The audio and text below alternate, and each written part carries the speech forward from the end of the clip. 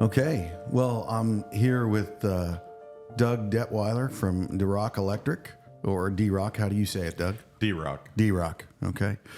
And just welcome to the line. We're really glad that you're joining us on our podcast today, and just kind of want to talk about your origins, where you come from, where you are, what you're doing. And our goal here is to lift the view of the skilled trades. So, All right. really appreciate you being here with us.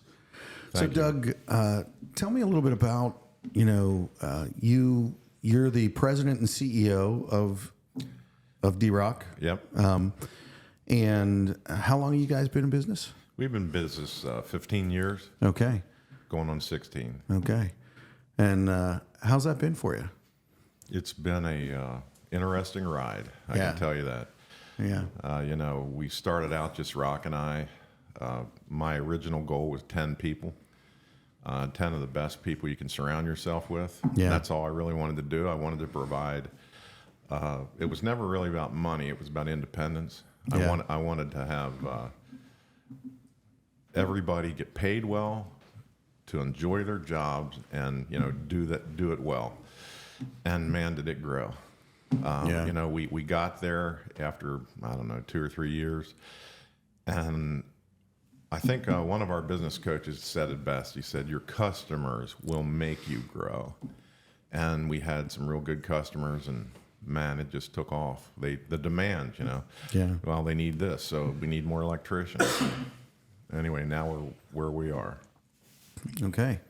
And so, what is your experience, and how did you get started in this? Like, let's just kind of go back in time here a little bit and tell me about your first opportunity in the trades. Well, my father was in the trades with Miller Electric out of York. Okay. And, so I was running shotgun with him early on, weekends, holidays. Wow. My dad was a workaholic. He worked 80, 90 hours a week. It was insane.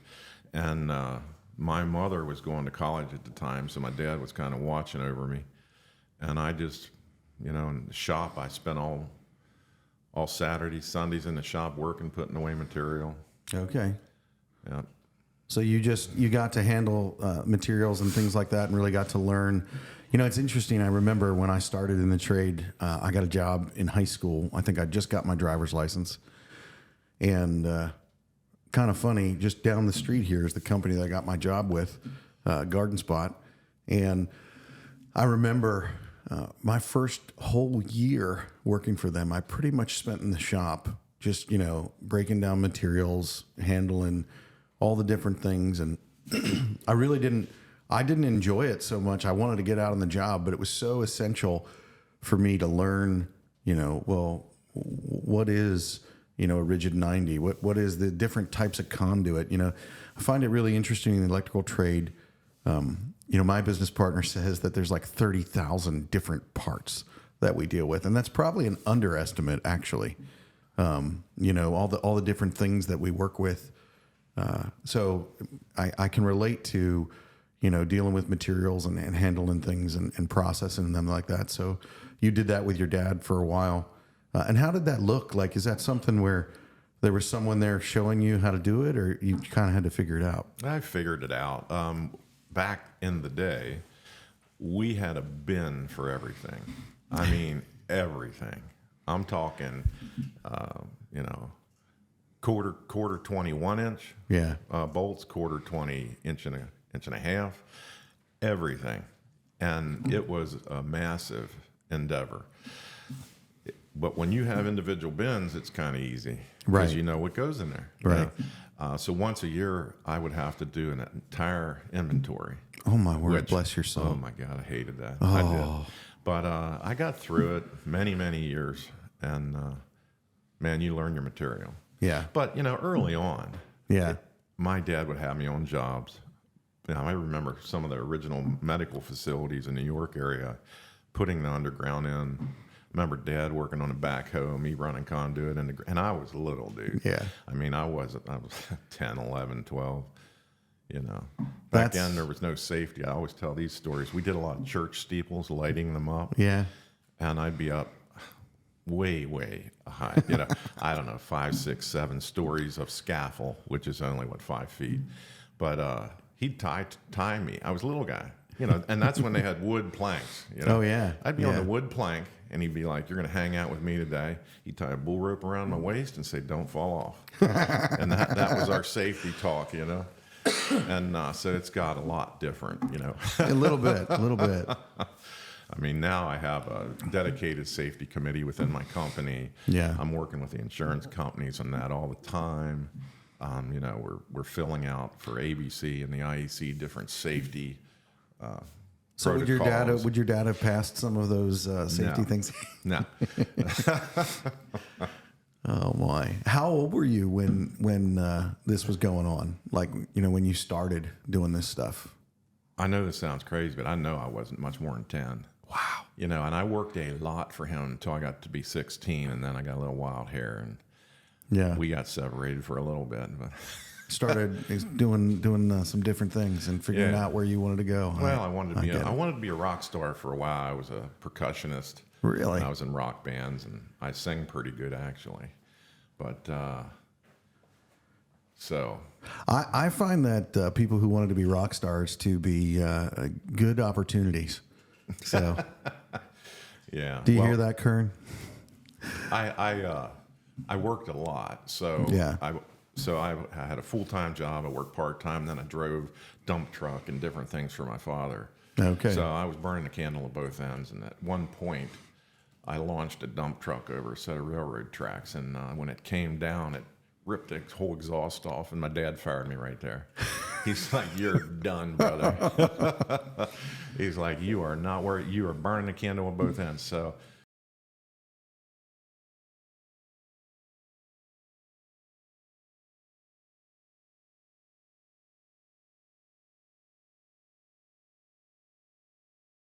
Angles And and he Falls. originally was with Barco after he left Miller. Okay. He taught me a lot. I went to the York County adult ed stuff. Okay. So I went back to my father and said, "Hey, I really want to get in the trades." How old were you when you were doing this? When you were going back to him? Maybe 18, Okay. Okay. I'd been out on my own. I mean, I when I graduated high school, I was living on my own. Yeah. So I had an apartment in York. Okay. And I was 17. I was still a senior. Wow. Working like crazy, enjoying the weekends. And I remember that song from the 80s, Working for the Weekend. but he wouldn't hire me at first because I was still having too good of a time. Yeah. And then finally he did. But when he offered me a job, he says, "Now's a good time to start, Doug." I said, "All right, how much? What are we paying?" It was half of what I was making for my other employer, which was False Craft Pottery. And I'm like, "What?" Wow. So, and I lost a lot of investment I had that I wasn't tenured or whatever you call that. And So you were working in like a manufacturing I facility? was working in a manufacturing facility, making good money. Yeah. But then I went back to the trades. My dad would not honor my first year. He made me do it all over. So I took 5 years. Wow. There's not too many people that do 5 years of apprenticeship, but I did. I think your dad and my dad went to the same school. He was pretty hardcore, Super proud of me now. He's still around. Yeah. But anyway, so I got in the trade, took a pay cut, major pay cut. And it all started there. So talk to me a little bit about, I find that really interesting. So you worked in a manufacturing facility and made decent money back then. You took a pay cut to come back into the trades. Why would you do that? Why would the trades have that level of interest to you to take a pay cut like that? Well, first of all, I like building things. But I knew in my heart that if I would become an electrician, I was much more marketable and I was going to make more money. At the time, you don't know you're going to own your own business. Yeah. But I learned so much. I was talking to you before. Electricians need to understand plumbing. They need to understand HVAC. They need to understand framing. Yeah. And through all that, as a sidebar, I've built a bunch of houses by myself. I've ripped houses down. I've done all kinds of stuff on the side, which has honestly increased my wealth. Yeah. I've been very fortunate. I've been able to buy low, sell high. Wow. I actually had one of the electricians, and he just retired from my company. That's got to be a cool teach feeling. me about real estate. You know? That's cool. And through all that, you get to know everybody, all kinds of construction situations. It's just super. I dig it. So you wouldn't say that you regret taking that pay cut way back when? No. Yeah. No, man. Falscraft isn't even in business anymore. I think that's one of the things that I just find really interesting is the importance of people looking beyond just where they are at now. And sometimes investment and what you get paid is beyond what the paycheck is. Like you learned all of that knowledge so that you could do this, this, and this. And then later in life, you actually were able to be more successful. Yeah, so that's a good point. I always feel as I hire people and as I hire apprentices, Yeah. I almost feel like their father. My dad was not a big, I'm going to give you the advice type guy. I am. Well, he did. He told you not to fall off. Yeah. But so when I hire a guy, I'm like, here's the deal, man. You got to stick it out. You gotta, Yeah. stay the course. That's one Stay of my the favorite. course. I like that. I think President Bush used to stay the course. And what I mean by that is get through your apprenticeship. Just because, and DeRock is a construction company. We build stuff from the ground up. We go in, we do retrofit.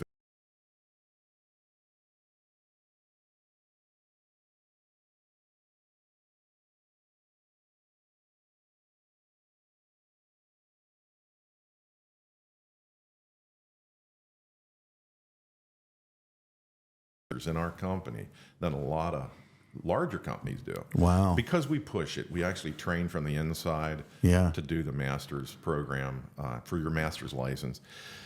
That said, I tell these guys, look, when you're through this, if you don't like working for us, and I hope you do, because we want a long-term hire, you can go anywhere, man. You can go into the hospitals. You can go into manufacturing. If you don't like the weather involved, if you don't like being in a ditch, man, I always loved that. Me too. I loved Me running too. a big underground service bank in. That is my favorite thing as well. It's, Something about being in the dirt. I don't know about it, but Yeah. I like it. Yeah. And I don't get to do that much now as an owner. I sit behind Yeah. a desk. Yeah. But honestly, it ain't as fun. Yeah. The most fun I have in my world right now, besides when I'm out in the water, Yeah. is when I'm in the field working. Yeah. But there's so many areas you can take it. And then if you're driven, you can go into management. You can run people. There's just no end to where you can take this. And then I'm not even talking specialties. So now you got your basic electric down. What about low voltage? What about fiber? What about fire alarm systems? What about CCTV systems? What about all that, Yeah. You just never done learning. Yeah. I think that's one of the things that I find really interesting about the electrical trade and just the trades in general, that the sky is really the limit. There's really not, you can go as far as you want to go. It's hard work. It's not something that, if you don't like hard work, the trades, they're not for you. But if you have the ability to put hard work in there, my goodness, like you said, you just listed a handful of things, and there's probably 15 or 20 more. And your options. And that's the cool thing about that. You guys invest in pushing them, not only for their journeymans, but for investing in your people, that they would be going after your masters. For anybody who's listening to this right now that is training as an apprentice or is becoming a journeyman, the importance of getting your master's, it increases your valuableness and your appeal to other companies. Because like you said, there are not a lot out there. There are not a lot of companies that have them. And the best time to do it is right after you do it. So that's pretty huge that you guys invest like that in your people. So you made your transition, you got your job back with your dad, and then some years go by and you decide to start your own business. And so now you're going out on your own. Yep. And you start that. You guys have been around now 15 years. 15 years. So tell me a little bit about what was it like to start, to make that, because it's one thing to be getting a paycheck from someone else and then to be the guy writing the paychecks. Okay, so for me, one of the reasons I chose my business partner, Rock, his real name's Rodney Forey. We did it, you know what I'm talking about. Some people that are in construction, when I say side work, Yeah. you'd work your normal job and then you'd go to somebody else need some electric done. You do that for yourself. Right. And one thing I always undervalued myself, I do it for cheap, Yeah. And we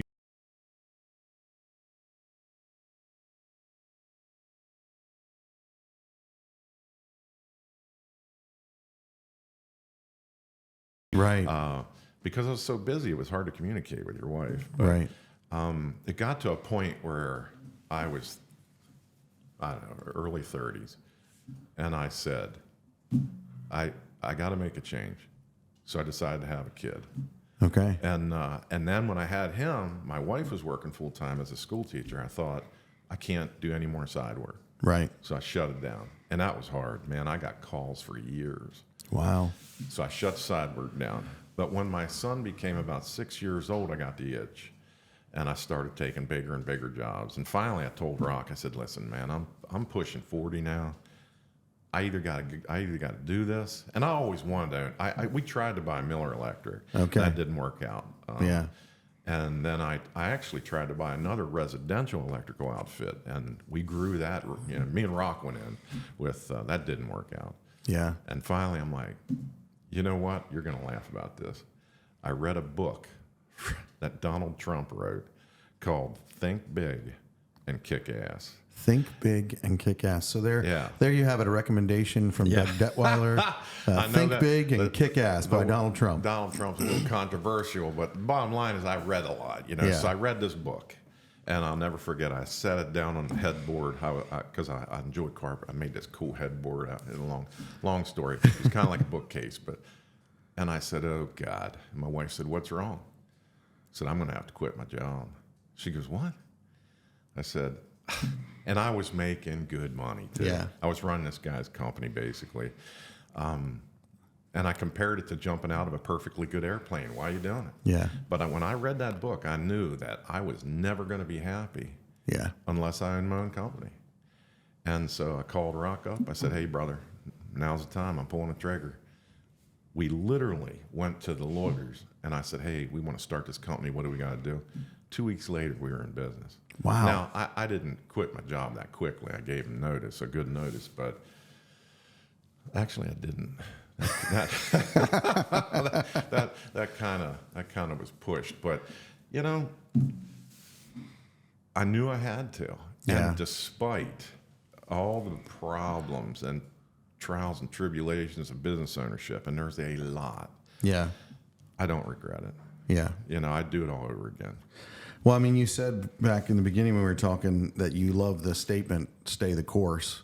Mm-hmm. And I think it's pretty obvious that that's something that you have done, and, I would say that's the biggest thing when I'm dealing with young people coming into the trades. It's that importance of, one, being willing to look beyond where you are now. And if you have to take a pay cut to get started or whatever it is, being able to envision and see where you're going to be or where you can be. And there's nothing worth doing that isn't hard. I mean, that's just a fact. Yeah. And I think a lot of people don't realize that. And, where you are now comes from one making those decisions to make that investment. And that's all that it is. It's no different than investing in like the stock market. If you're working at a good job like that and you're like, I want to learn a trade, you take that time and you take that resource and you're investing, quite frankly, you're investing in yourself. And when you make that investment in yourself, you're the one that's in control of where that comes from. You're the one that has the ability then to be like, well, I'm going to work harder and make it this. And you're not controlled by the stock market. Or like when I started my business, I pulled any and all money investments that I had out and I put them into the company that I was starting. And I remember when I had that conversation with my wife and we did that, I was like, I want to be in control of my future as much as possible. And then the more that you get older and the more that you learn, you realize you're not in control of anything. Yeah. But that's sort of funny. I did the same thing. I was fortunate in real estate. I bought low and sold high quite a few times. Sweat equity, baby. Yeah. I had lots of it. So I'm in this really nice home, bought it brand new. Very proud of it. Yeah. Yeah. Tons of equity. My son was about 8. I didn't really purposely start to do this, but I went to the bank and I said, hey, you know, I want to make sure I'm set for when he goes to college. It's going to come around before we know it. I'd like to open up my entire home and an equity, you know, get that in place. Well, we did. My wife signed away. And she didn't realize it. I kind of thought she did. Lack of communication. I used the whole thing to start the company. Wow. So I put it all on the line. I mean, if I'd have lost it, I wouldn't have a house. I wouldn't have had Wow. nothing. You know, that was my son's college education. And I didn't purposely go, oh, I'm going to risk this. But it was the only Right. way I could do it. Right. And so that's 2 years later, I said to my wife, hey, guess what, man? We're not using our money anymore. She goes, what? I said, yeah. I basically took all this money out of the house. And she didn't even realize it.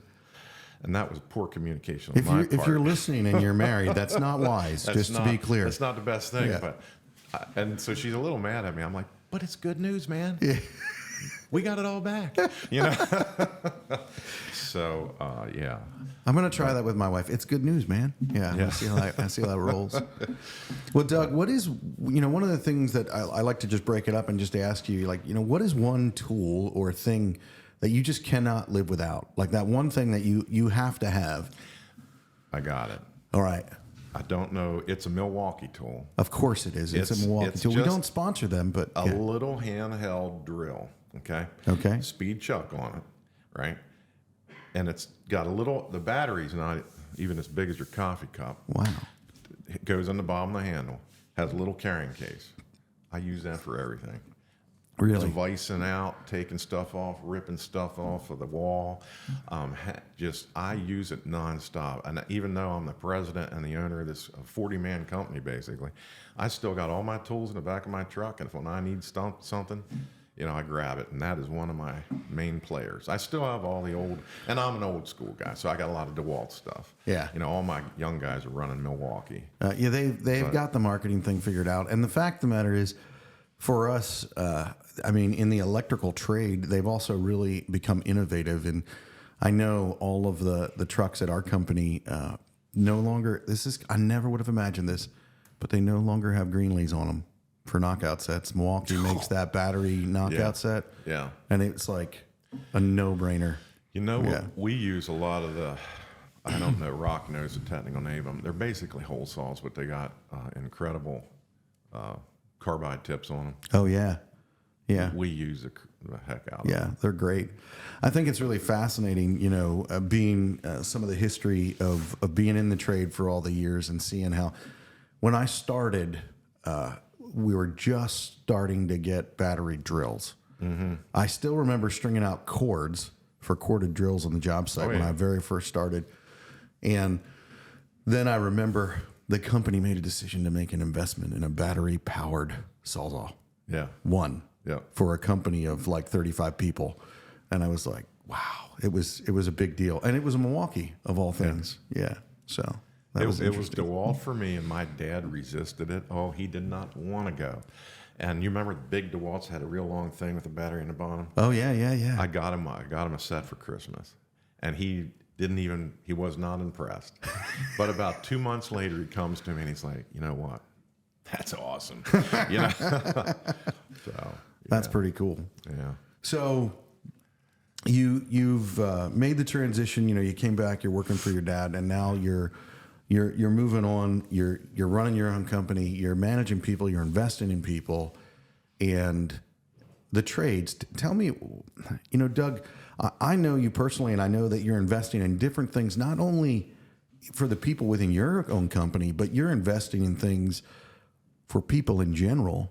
You know, one of the things that you and I have talked about is, you know, providing training and things for people to have a well-rounded job experience, more than just, hey, be a good electrician, be a good operator, be a good carpenter, but be able to have some of those things that you've learned that add to it. You know, your ability to communicate, your ability to present to a client, your ability to handle hard situations and things like that.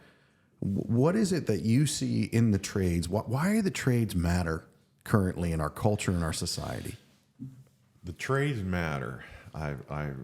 I do a lot of reading and watch a lot of stuff. And this one gentleman was talking about how important, and he was passionate. He was darn near crying when he was talking about it. In today's age, with everything, artificial intelligence and everything, Yeah. you're still going to need buildings. You're still going to need heating systems. You're still I don't care how much electric or battery powered stuff you got, you're going to need electric. Yeah. And those people that are good at that are a dying breed. Yeah. The real good dudes are all looking at retirement. You know, we have to pass that down. Yeah. We have to pass that down. We've got to teach the younger people, and I constantly beating that into my mechanics' heads. They come to me and they're like, "Oh, this new guy doesn't know anything." No kidding. You need to help teach them. You know, we have an apprenticeship program. We're doing this. We actually have a big internal within our company that we teach these guys. But what you're talking about, soft skills. Yeah, that's correct.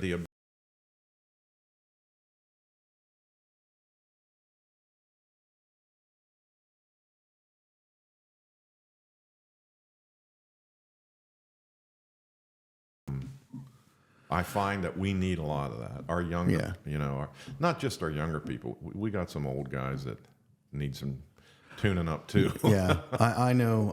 My experience was age really didn't matter, but not everybody has had the opportunities and the ability to learn some of the things that you and I have been blessed to have learned. And the fact of the matter is, I feel like also having that mindset and that attitude of just continual learning. Like, if you ever feel like you know it and you have it all figured out, hey, that's probably the time to hang up your tool belt. That's probably the time that you need to quit everything. Yeah. I mean, that's dangerous, honestly. So, with the trades and some of the things that are going on, one of the reasons that we're having this conversation is there's a statistic that I heard where for every 5 people that are leaving the skilled trades, now this isn't just electrical, but just construction, trade work, for every 5 people that are leaving, there's only 1 re-entering the workforce. And I think that's one of the things that we've really missed it in the marketing and the telling of our story to those who are out there, that you can really make a good living doing this work. You can really not only make a good living, but it can be very satisfying and fulfilling, you know? And so I guess, how do you see that we change that, Doug? What are some of the things that we need to do as an industry? Because it's not sustainable for every 5 people that leave, only 1's re-entering. I mean, I'm not great at math, but I know that doesn't work. Doesn't add up. So I see it changing. In the last 5 years, I see much more communication with the schools, trade shows. When I say trade shows, I'm talking 12th grade and under. Wow. You know, we go into the schools, we try to start that pre-apprenticeship mentality. We not just we, but a lot of people have been stressing to these guys like, hey, there's other choices besides college. Yeah. Not that college is bad. I made my son do 4 years and a business degree. Right. Selfishly, I suppose, because I did not have business. So right. You can do anything if you surround yourself with the right people, but you're gonna pay a price for that. I'm gonna restate that, because I think that's important. You can do anything if you surround yourself with the right people. That's a good line right there. And you can't be too cocky not to accept help. Yeah, boy, that's the truth. I think when we don't accept help, when we're not willing to be honest about our weaknesses and our mistakes, that is the friend of failure. Yeah. I mean, it's at your door when that's your attitude. So talk for me a little bit. I think that you're a good person to ask this question, because you've been involved in multiple apprenticeship programs. If I'm a young person, an old person, you know, I want to be careful what I say about being young or old, because when I was in the apprenticeship, I was 18, and there was a 40-year-old man restarting his career sitting next to me. So it's not like this is just for people right out of high school. You can do it no matter what age you are, but it's harder. I joke, DeRock Electric just graduated the oldest apprentice, I think, ever. He was 62 or 63 when he graduated. Are you serious? You should have an award for that. And this guy was a master craftsman when he came to me. He was what I call finish carpenter. If you don't know what that is, you can make furniture. His joints in his trim work were just incredible. Wow. I mean, this guy had it going on. And he came to me and he said, Doug, I'm tired of it. I need a change. At what, 57? Wow. And we gave him a shot. He got through it, and now he's running work for us. And that's pretty cool. That's pretty cool. Well, and I think the moral of that statement and that story is, it doesn't matter how old you are. Correct. You can make the decision to change direction. Yeah. So for anybody that's listening, they might have the question. We've talked about it and we've said it a couple of times now. What is apprenticeship? And from your standpoint, being involved in multiple different programs, if I'm listening to you and I having this conversation and we're talking here and we keep saying apprenticeship, and I've never heard of that before, what is apprenticeship? Can you describe that for me? Sure. In the form that I know it, that I think it works best is you're going to school part-time. And I mean part-time, like 2 nights a week, 3 hours maybe, something like that. Okay. Sometimes you'll go twice a month for all day. Okay. Whatever that is, that's your theory, that's your book smarts, that's that. And then it's combined with you're working full-time for whatever trade, electrical contractor, plumbing contractor, whatever. Yeah. You're working full-time, you're doing this in the evening. And typically in Pennsylvania, the employer pays for that education. So you don't have any money out of your pocket typically. Wow. So an apprenticeship is working, it's school, it's combined, and then after a certain amount of time, you're deemed an electrician. And I tell everybody, well, that they don't like to hear this, but that's just where it starts. Yeah. You just did 4 years, now you got to here. Now we're going to make you a really good one. We're going to refine you. We're going to show you all the different aspects of it. You're not going to see all that in school. You can't. It's called life experience. So now you're an electrician. Right. 4 years, man. You got your card. Show me your master's. You know how to you know how to pass that, and we'll educate. We'll help you. We'll help you learn it. It is not easy. It is not. My business partner actually holds classes after work. The guys come in if they want to. We don't make them. If you want to get your master's, it's a 10-week course or something like that. Wow. That we do. Wow. For our guys. Wow. But so yeah, it's a combination of the field. It's a combination of book. So you have on-the-job training hours where you're working alongside people doing the work, and it's a combination of them book learning as well. And in electrical, that's kind of important because there's some theory and some things like that there. But there's different book learning for each trade. It's different. In an electrical, like how many hours is a program technically to become an electrician? I believe it's like 8,000 hours. I think it's 8,000 on-the-job training hours. On-the-job training hours. And something I'd like to also tell you. Yeah. If you don't understand apprenticeships, you're not working by yourself. Yeah. You're working with a mechanic, what I call electricians mechanics. You're working with a mechanic that knows what he's doing, a foreman. You're not stuck out there on your own, Yeah. So, and I don't know how many hours the training, the theory is. Yeah, I do know that you're right. It's 8,000 hours, which equates roughly, if you're working 40-hour weeks, that's about 4 years for the program. Yep. And so it's a big investment, but it's something that once you have that card, I remember when I was trying to decide, I was so young, I wanted to do this and I wanted to do this and I wanted to do this, and it seemed like such a large commitment, 4 years of my life. I'm don't know if I want to commit to that. But an old timer, he came to me and he goes, well, Josh, the fact of the matter is, once you have that card, no one can take it away from you. And I think that's the other thing that I find really appeal. Like no one can take it away from you. Even if the government takes it away from you, no one can take away that knowledge.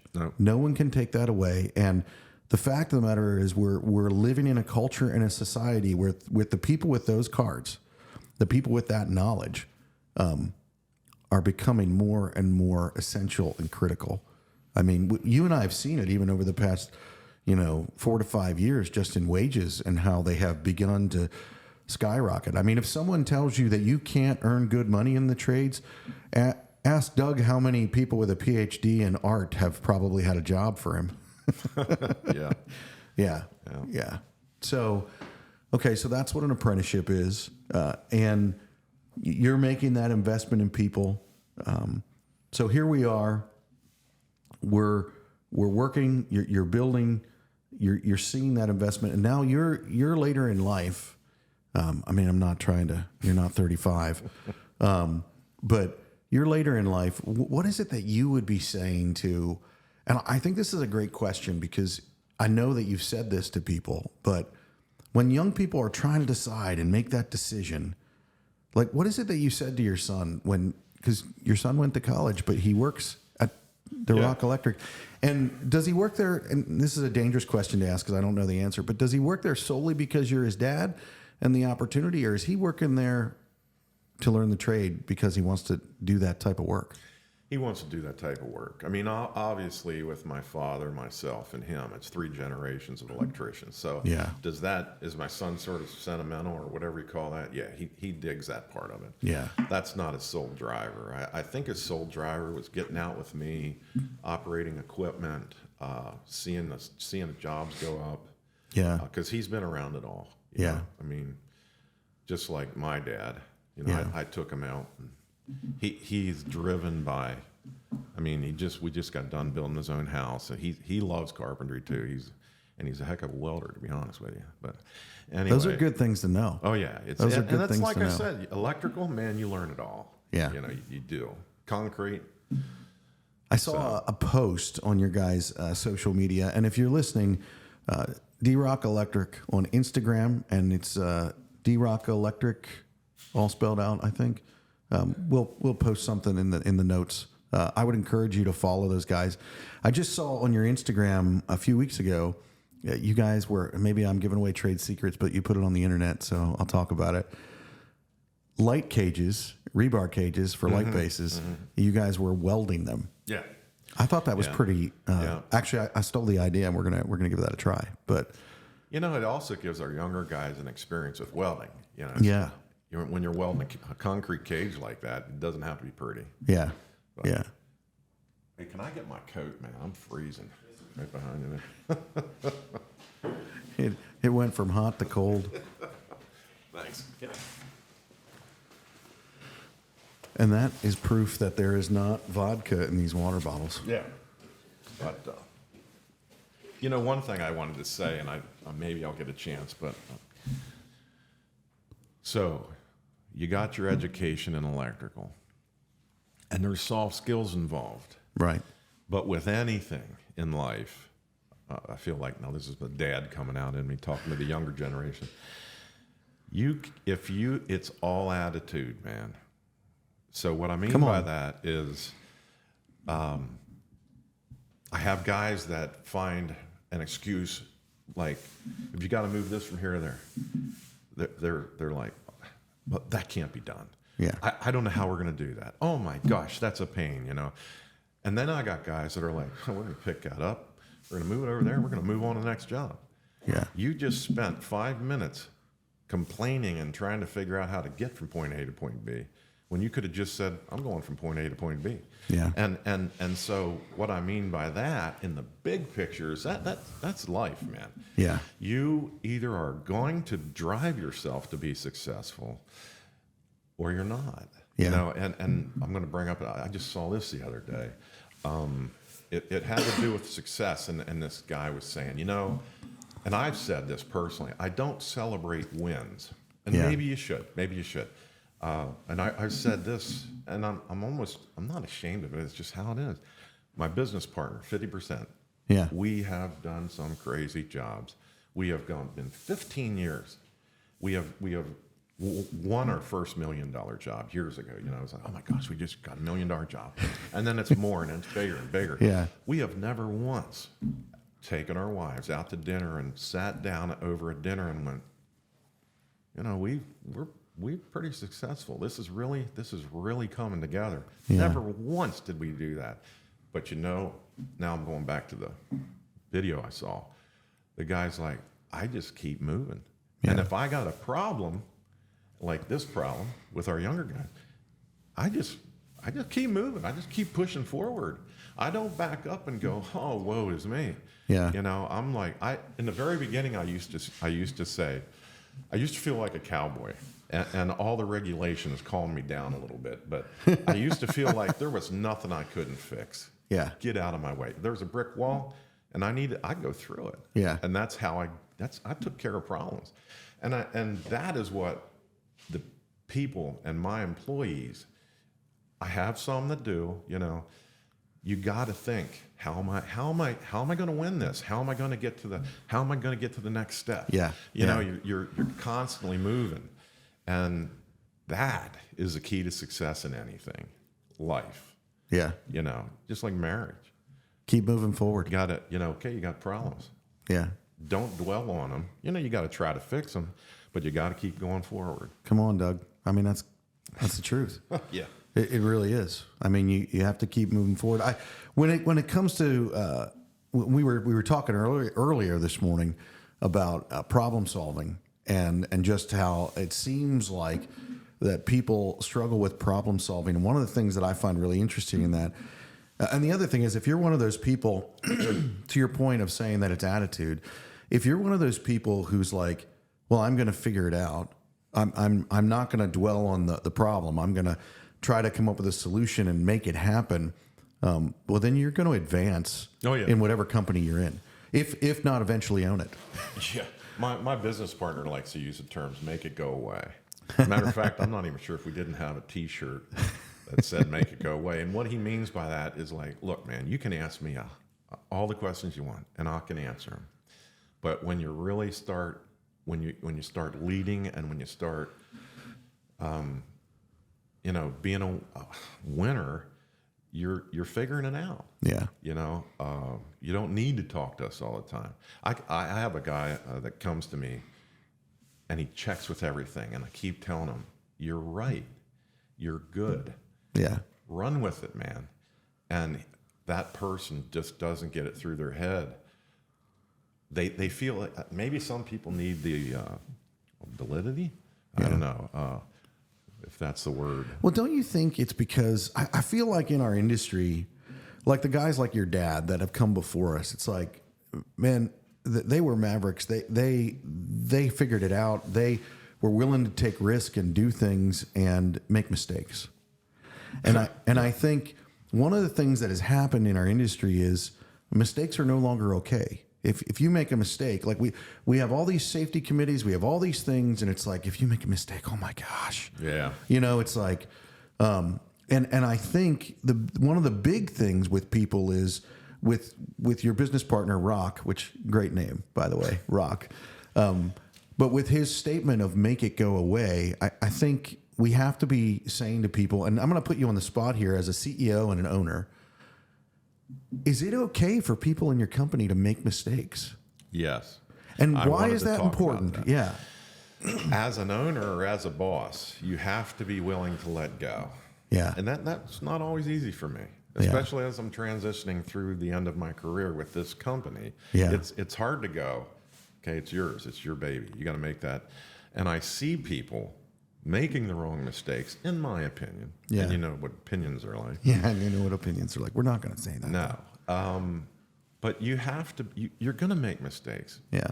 You can't crucify that person. If anything, you got to sit down and go, okay, this is where it went wrong. Let's talk about it, and forget about it. Yeah. That's one thing I think that you also have to have as an owner. You have to have a forgiveness. Yeah. You have to let people make mistakes, and just go, hey, Yeah. chalk it up to life lessons. Trust me, I've made my share. Yeah.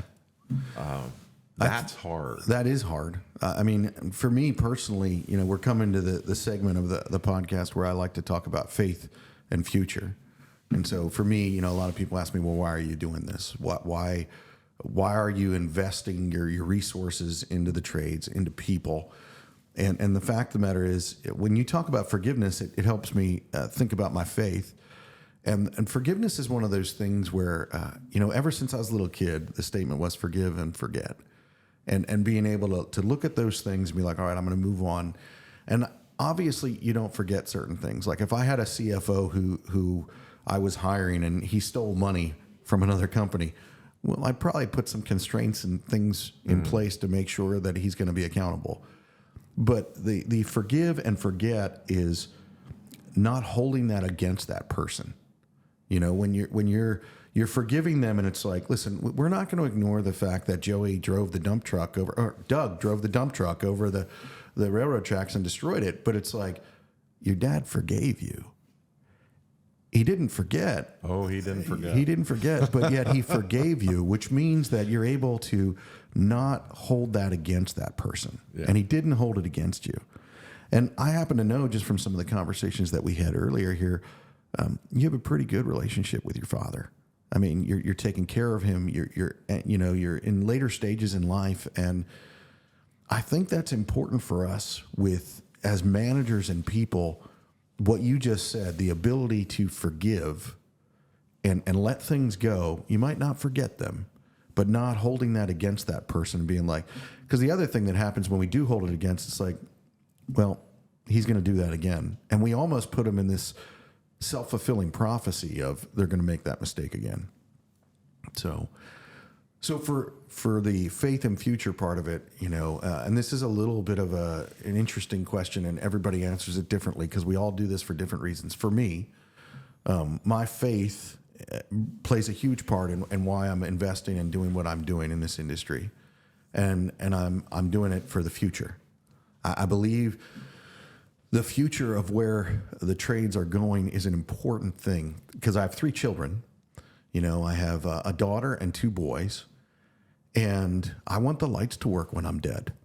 I want the toilets to flush. I want them, like, we live in a culture and we live in a world that is a pretty chill life here in the United States. And I want them to be able to continue to have those benefits, which have been huge. And that's why this investment in the future, it reminds me a lot of you deciding to leave a good paying manufacturing job and make this investment over here, which has done really well for you. And so for me, the future is really important, that I want to take this investment, and I do see it doing really well for me. Meaning I see it doing well for my children. I see it doing well for the next generation. So why does Doug do what he does? Why do you invest in the way that you are in your people? Why are you investing in the future? What is it that makes you get up in the morning?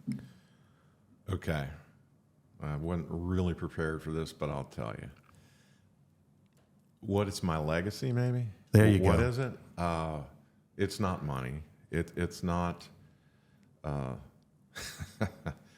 have a very large gun collection. But it's honestly the fact that I'm helping 40 families. Wow. I'm helping them get paychecks. I'm constantly trying to raise them up.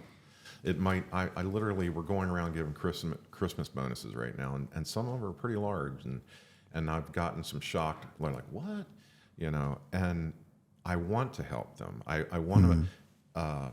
You can do so much for a person, and they might not. We have a fantastic retirement plan, but that doesn't mean a lot to my younger guys. Right. What means a lot is cash. So I thought this year we're going to have to make sure to get some cash, and we've been going out of our way to do that. But what drives me is I really am proud of the apprenticeship program.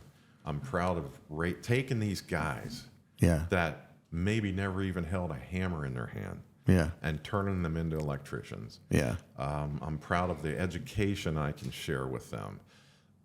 It's teaching them, And then as they get older, I thought about writing a book about all my Dougisms, about life. Yeah. It's not only about learning the trade, it's about living good. Yeah. And it's about life, man. Yeah. And I like to think, I've had guys come in, and I literally feel like a psychiatrist. They're talking about the relationships, and I'm giving them my advice. Yeah. My son thinks that's funny, but I'm full of it. Yeah, I'm full of it. I like that. I'm full of it. Well, as we are coming to a close, we just really appreciate those of you who are listening again to the line. And again, I just want to challenge you. Step up to the line with us. The line is saying, hey, this miseducation, this not communicating what our industry is about and what it is that you can do, this isn't someone else's problem. This is our problem. And we are stepping up to the line. Doug and I are stepping up to the line here today, and that's the name of the podcast. But the fact of the matter is we all need to step up to the line. And so I challenge you today that you need to step up to the line with us. If you believe these things, if you think these things are important, if you're a journeyman or you're a master electrician or you're a business owner and you're not investing in the next generation, learning about what it is to get into the trades, to be a well-rounded worker, not showing them the fact of where they can go in their life, then you're not stepping up to the line. And you need to. The fact of the matter is the future is coming. And are you going to help make it a better future? Or are you going to just hoard all of the money that you've been making and keep it to yourself and not invest in that next generation? Because you're going to be remembered for one thing or the other. And I know what I want to be remembered for, and I know what Doug wants to be remembered for.